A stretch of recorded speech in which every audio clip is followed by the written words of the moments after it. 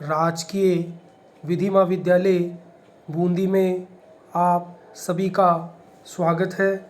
पिछले वीडियो में हमने सामाजिक अनियोजन मुकदमा सोशल एक्शन लिटिगेशन, जिसे लोकहित मुकदमा के नाम से भी जाना जाता है, के विषय में अध्ययन किया था।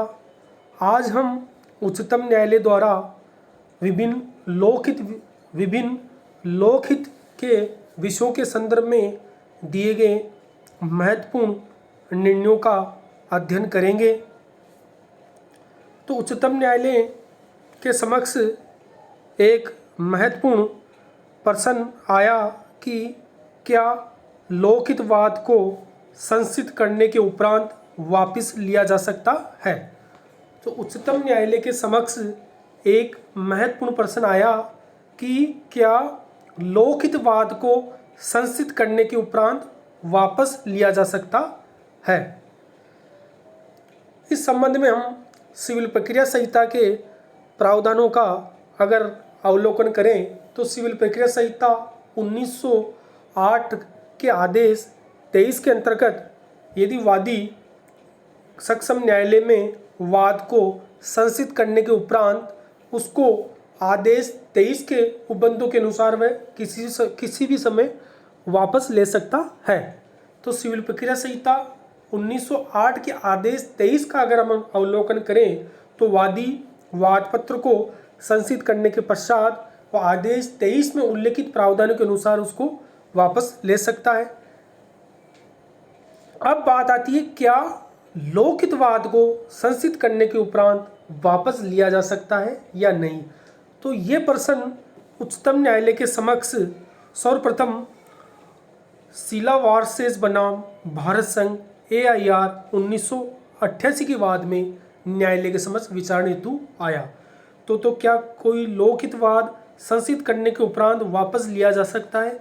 यह प्रश्न सर्वप्रथम उच्चतम न्यायालय के समक्ष शीला वर्सेस बनाम भारत संघ AIR 1988 के महत्वपूर्ण मामले में उच्चतम न्यायालय के समक्ष विचारणार्थ आया।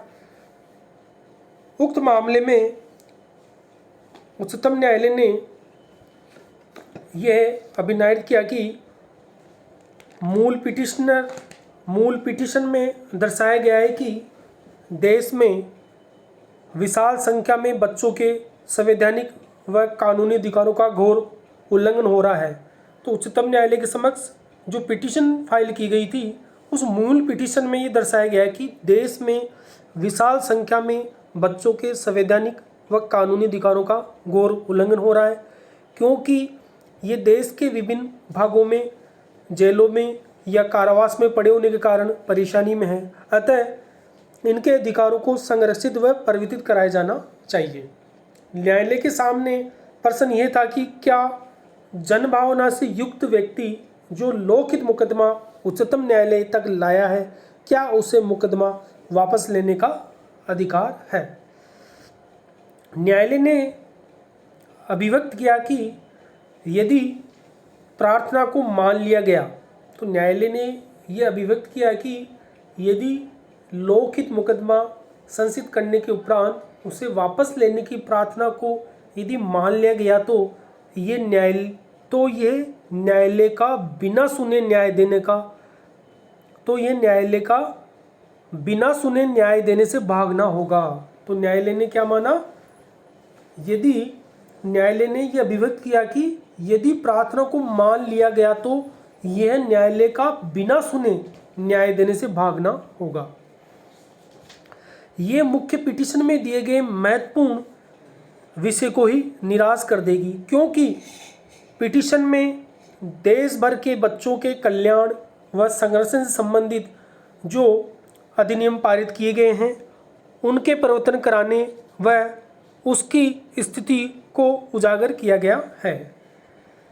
न्यायालय ने आगे अपने आदेश में कहा कि यदि बच्चा राष्ट्रीय धरोहर है, न्यायालय ने आगे अपने आदेश में कहा कि यदि बच्चा राष्ट्रीय धरोहर है तो ये राज्य का दायित्व है कि उसकी देखभाल की जाए ताकि उसके व्यक्तित्व का पूर्ण विकास सुनिश्चित किया जा सके। इस कारण सभी कानून जो बच्चों से संबंधित है ये कहते हैं कि बच्चों को जेल में नहीं रखना चाहिए। तो उच्चतम न्यायालय ने उक्त लोकहितवाद में ये अभिनय किया कि एक बार लोकहित मुकदमा न्यायालय तक ले जाया जाता है, यदि एक बार कोई लोकहित मुकदमा न्यायालय तक ले जाया जाता है तो ये प्रार्थी या प्रार्थनी का स्वीकार नहीं है कि वह उसे वापस लेने का अधिकार रखती है या रखता है, क्योंकि ऐसे मामलों में लोकहित विद्यमान होता है। तो उच्चतम न्यायालय ने ये अभिनिर्णय किया है कि एक बार यदि लोकहित मुकदमा संसिद्ध किया जाता है तो उसको वापस नहीं लिया जा सकता। और उच्चतम न्यायालय ने प्रार्थनी द्वारा लोकहित मुकदमा दायर कर समाज की जो महान सेवा की उसकी उच्चतम न्यायालय ने प्रशंसा की तथा सराहना की तथा उसके द्वारा किए गए समय समय पर व्यक्तिगत खर्चे की भरपाई व सामाजिक समस्या के निवारण संवेदनशीलता के लिए उन्हें 10,000 रुपये भी प्रदान किए गए हैं। तो उच्चतम न्यायालय का ये एक महत्वपूर्ण वाद था, ये महत्वपूर्ण लोकहित वाद था और उच्चतम न्यायालय ने ये इस वाद में ये अभिनय किया कि यदि एक बार लोकहित मुकदमा संसिद्ध कर दिया जाता है तो वह प्रार्थी या प्रार्थनी के स्वीकार द्वारा वापस नहीं लिया जा सकता। दूसरा जो महत्वपूर्ण प्रश्न उच्चतम न्यायालय के समक्ष विचारणा आया वह ये था कि क्या एक व्यक्ति जो संसद के किसी सदन का सदस्य नहीं है प्रधानमंत्री पद की शपथ ले सकता है? क्या एक व्यक्ति जो संसद के किसी सदन का सदस्य नहीं है प्रधानमंत्री पद की शपथ ले सकता है? तो उक्त प्रश्न उच्चतम न्यायालय के समक्ष SP आनंद बनाम HD देवगौड़ा AIR 1997 के मामले में उच्चतम न्यायालय के समक्ष विचारणार्थ आया। उक्त मामले में मुख्य प्रश्न यह था कि एक व्यक्ति जो संसद के किसी सदन का सदस्य नहीं है प्रधानमंत्री पद की शपथ ले सकता है। ये लोक महत्व का प्रश्न है जिसे पिटिशनर द्वारा संविधान के अनुच्छेद 32 के तहत लोकहित मुकदमा के रूप में उच्चतम न्यायालय के समक्ष लाया गया तथा उसने प्रथम रेस्पोंडेंट श्री HD देवगौड़ा तत्कालीन भारत के प्रधानमंत्री की नियुक्ति को चुनौती दी। इस मामले में संसद के किसी सदन का सदस्य न होने के कारण, तो इस मामले में HD देवगौड़ा के संसद के किसी सदन का सदस्य न होने के कारण प्रधानमंत्री के पद पर नियुक्ति को चुनौती दी गई। श्री देवगौड़ा प्रधानमंत्री के पद पर नियुक्त योग्य नहीं है तथा राष्ट्रपति शंकर दयाल शर्मा जो तृतीय रेस्पोंडेंट है उन्होंने उन्हें शपथ दिलाकर गंभीर व भयंकर संवैधानिक गलती की है। राष्ट्रपति का ये कार्य संविधान के अनुच्छेद 14, अनुच्छेद 21 व अनुच्छेद 75 का उल्लंघन में है। तो पिटिशनर ने इस याचिका में ये कहा कि जो HD देवगौड़ा जो कि संसद के सदन के किसी भी सदन के सदस्य नहीं थे फिर भी उनको राष्ट्रपति शंकर दयाल शर्मा ने प्रधानमंत्री पद की शपथ दिलवा दी, जो कि राष्ट्रपति का ये कार्य संविधान के अनुच्छेद 14, अनुच्छेद 21 और अनुच्छेद 75 के उल्लंघन में है, अतः प्रारंभ से ही वह शून्य है। उच्चतम न्यायालय ने उपयुक्त प्रश्न पर गंभीर रूप से विचार करते हुए इस न्यायालय द्वारा मतलब उच्चतम न्यायालय द्वारा जो पूर्व में निर्णीत मामलों में विधि की स्थिति को स्पष्ट करते हुए जो हरशरण वर्मा बनाम त्रिभुवन नारायण सिंह मुख्यमंत्री Uttar Pradesh AIR 1971 supreme court के मामले में उच्चतम न्यायालय की संवैधानिक बेंच ने ये अभिनिर्धारित किया था कि एक व्यक्ति जो राज्य विधानमंडल के किसी सदन का सदस्य नहीं होने पर भी उसे राज्य का मंत्री नियुक्त किया जा सकता है। तो उक्त वाद में हरशरण वर्मा बनाम त्रिभुवन नारायण सिंह मुख्यमंत्री उत्तर प्रदेश के मामले में उच्चतम न्यायालय की संवैधानिक बेंच ने ये अभिनिर्धारित किया था कि एक व्यक्ति जो राज्य विधानमंडल के किसी सदन का सदस्य नहीं होने पर भी उसे राज्य का मंत्री नियुक्त किया जा सकता है। इस मामले में TN सिंह जो राज्य के विधानमंडल के किसी सदन के सदस्य नहीं थे उन्हें मुख्यमंत्री नियुक्त किया गया था। उसे उच्च न्यायालय में अनुच्छेद 226 के तहत चुनौती दी गई थी। उच्च न्यायालय ने पिटीशन को निरस्त कर दिया। निरस्त कर दिया। अतः ये मामला उच्चतम न्यायालय के समक्ष आया। तो उच्चतम न्यायालय ने ये अभिनिर्णय किया कि संविधान के अनुच्छेद 163 व अनुच्छेद 164 सार्थ अनुच्छेद 74 व अनुच्छेद 75 के ही समान है। तो उच्चतम न्यायालय ने यह अभिनिर्णय किया कि संविधान के अनुच्छेद 163 व अनुच्छेद 164 अनुच्छेद 74 व अनुच्छेद 75 के ही समान है, जो प्रधानमंत्री की नियुक्ति के संबंध में है। अनुच्छेद 164 में प्रावधान है कि कोई मंत्री जो राज्य की विधायिका के किसी सदन का सदस्य नहीं है, वह 6 महीने समाप्त होने पर मंत्री पद समाप्त हो जाएगा। अतः कोई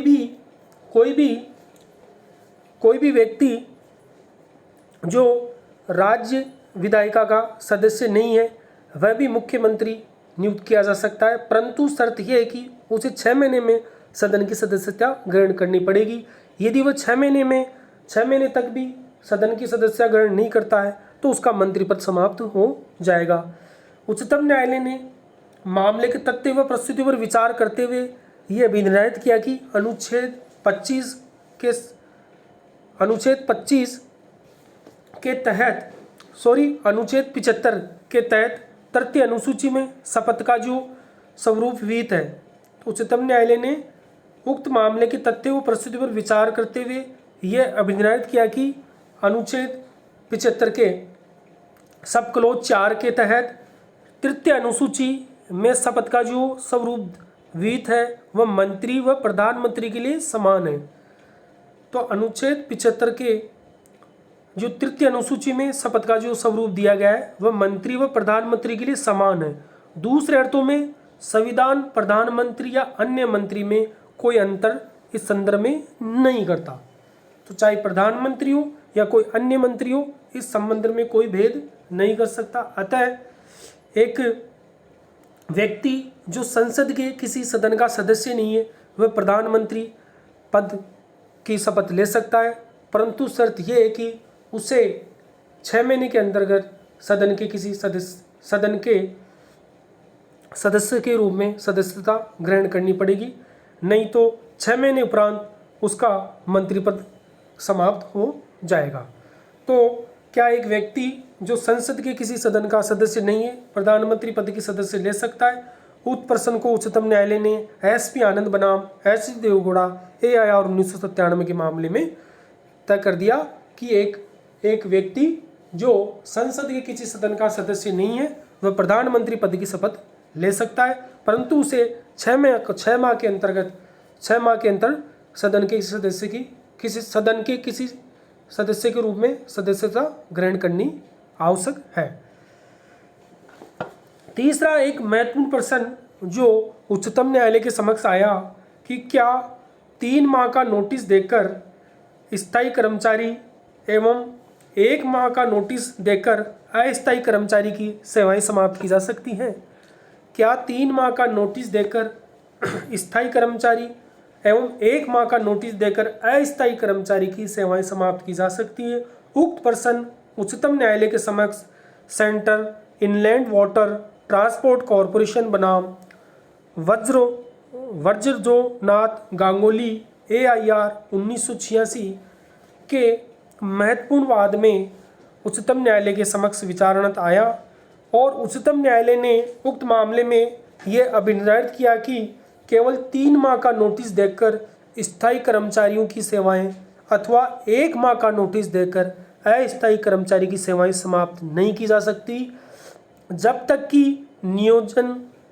कि नियोजक सेवाएं समाप्त करने का पर्याप्त कारण प्रस्तुत न करे। सो उच्चतम न्यायालय ने centre inland water transport corporation बनाम वज्रनाथ गांगुली AIR 1986 के महत्वपूर्ण वाद में ये अभिनिर्णय किया कि केवल 3 माह का नोटिस देकर स्थायी कर्मचारी की सेवाएं अथवा 1 माह का नोटिस देकर अस्थायी कर्मचारी की सेवाएं समाप्त नहीं की जा सकती जब तक कि नियोजक सेवाएं समाप्त करने का पर्याप्त कारण प्रस्तुत न कर दे। अतः नियोजक को स्थायी या अस्थायी कर्मचारी की सेवाएं समाप्त करने के लिए नियोजक को सेवा समाप्त करने का पर्याप्त कारण पर्याप्त कारण प्रस्तुत करना आवश्यक होता है। तो कर्मकार की सेवाएं तभी नियोजक समाप्त कर सकता है जब नियोजक सेवाएं समाप्त करने का पर्याप्त कारण प्रस्तुत करने का कर्मकार को उचित समय दे, अन्यथा नहीं कर सकता।